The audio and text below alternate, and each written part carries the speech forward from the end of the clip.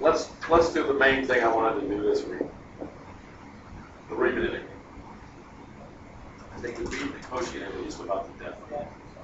Go look this evening. I'll have more posted on the little article I wrote on the quotient integral with just a summary of the theorems at the bottom.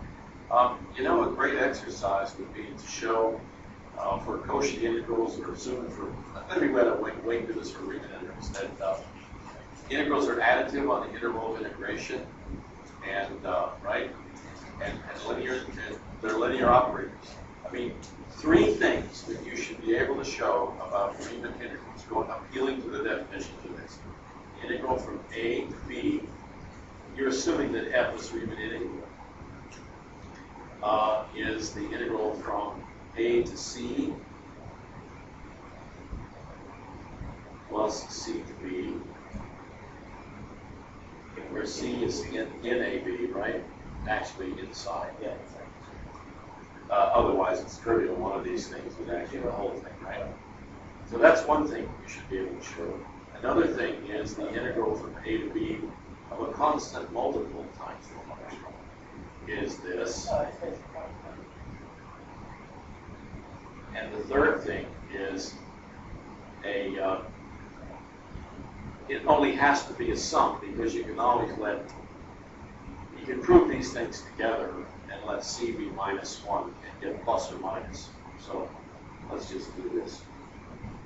So you can split the integrals.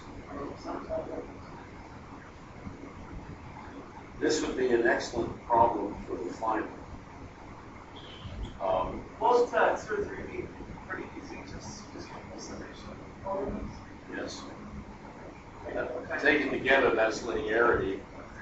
So that makes the integral a linear operator, which is very important, because that allows you to view an integral as a transformation on vector space of functions that are integrable. And all the vector space theory, dimensions, and all that kind of stuff suddenly come into play. Linear algebra comes into play.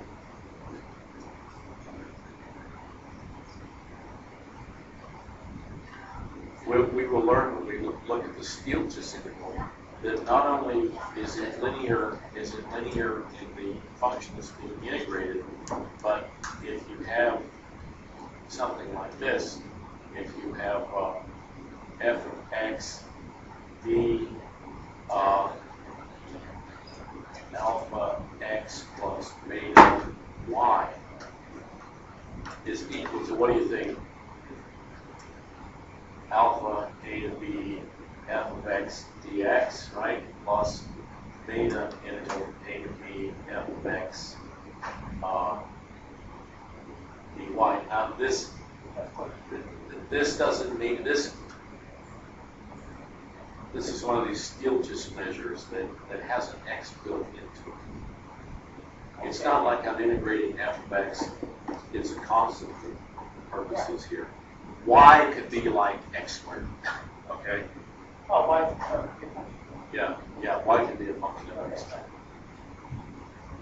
That's the guts of the Stieltjes idea. Maybe I should start doing this too. Rudin looks at an integral like this and says, you know, you really don't need to keep writing this x. You write that as.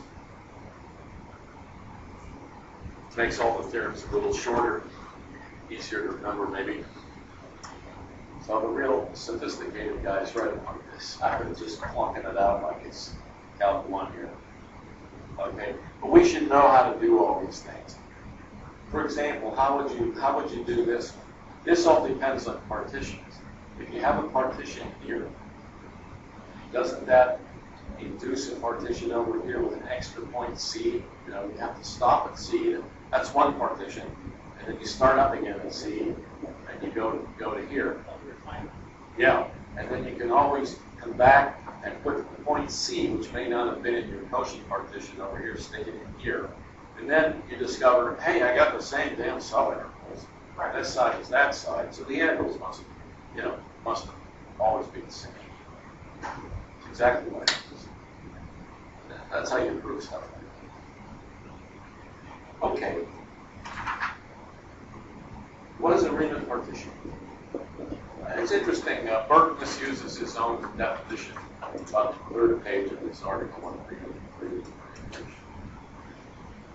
He defines a Riemann partition to be something, and then he misuses the definition later.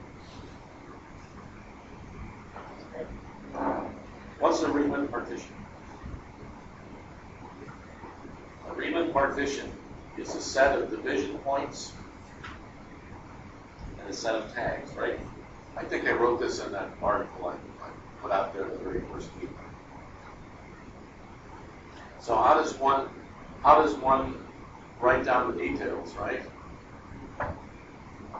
You have a C1 X naught. I'll write down exactly what we need. So I'm going to screw this up.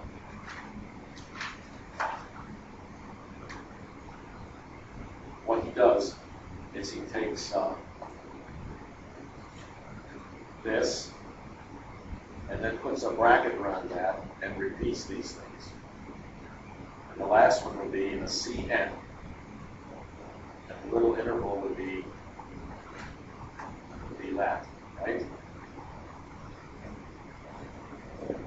So that's a Riemann partition. It's the subintervals and the tag points noted. It wouldn't matter if we just wrote the division points out and wrote the tag points out, with the understanding that the nth tag point occurs in the nth subinterval. That would be reasonable, wouldn't it? All we're trying to do is, where's this C1? It's between X0 and X1. Where's Cn? It's between these two. So any way that you can communicate that would be adding. But the point is, for the Cauchy partition, the division points are the tag points. So there's no need to be redundant. But in the Riemann partition, we have a subinterval. The function's tooling along here, and this is x sub k minus 1, and this is x sub k. We're not picking this. Cauchy would pick that point. We're not picking that point. We're allowing ourselves to pick any point at either end or in the middle, anywhere, right? So that would be the ck in the kth subinterval. So this distance here would be delta x sub k. And there would be a contribution to the Riemann sum, ck, f evaluated at ck, delta x sub k. So we evaluate f at ck. Ck is down here. F of ck is on the graph, right? So this would be an elementary contribution to the Riemann sum. Add those up over all the partition subintervals, and that is a Riemann sum. Okay. The first order of business is to decide how different two Riemann sums can be for the same partition.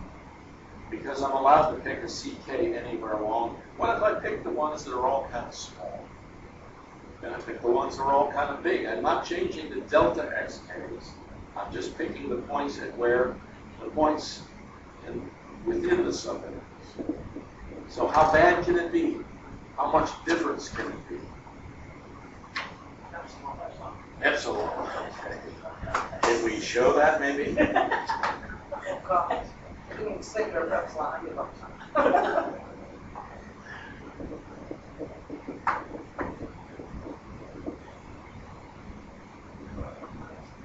This is a clean joke, but I thought it was funny. It's very creative. They were talking about a new fraternity on campus. And for a moment I thought, gee, I never heard of those letters. You know what it was? Felta Beta Phi. I thought that was rather creative. It superficially sounds like three letters. Here I am, a Felta.